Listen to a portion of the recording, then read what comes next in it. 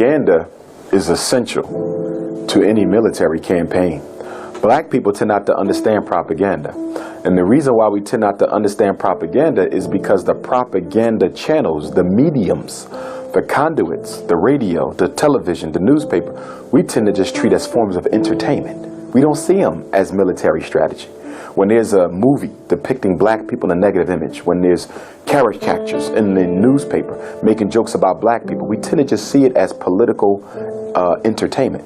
We don't see it as laying the foundation before the storm. That's exactly what they did in Wilmington. You always seek to create a context that allows your military campaign to be acceptable. There's always context. You study Adolf Hitler in Nazi Germany.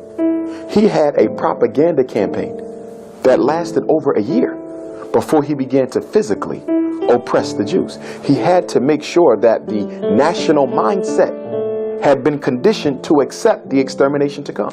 In Wilmington, North Carolina, the same exact thing happened years before Nazi Germany. Through the magazines, through the radio, through word of mouth, through stage play, they created negative images of black people in the minds of white folk in case there were any liberals who would have been against what they were going to do. They were slowly able to reform their opinion by constantly repeating negative information about the target population. See, the one thing about the brain that we got to understand is the creature of repetition. Whoever has the most access to the brain rules the brain. It's all about volume, not quality. The more you tell people that a certain group of people are no good, the more you show images, the more you show sounds, song, poem, dance, projecting negative information about a people, sooner or later the subconscious begins to get conditioned automatically, because you can't turn off the subconscious to what it sees and what it hears.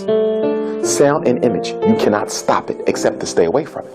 So sound and image are critical to any propaganda campaign because they help lessen the defenses of anyone who may be against what you're trying to do. It's the same thing happening right now. There is a direct assault on the image of the black man and woman internationally.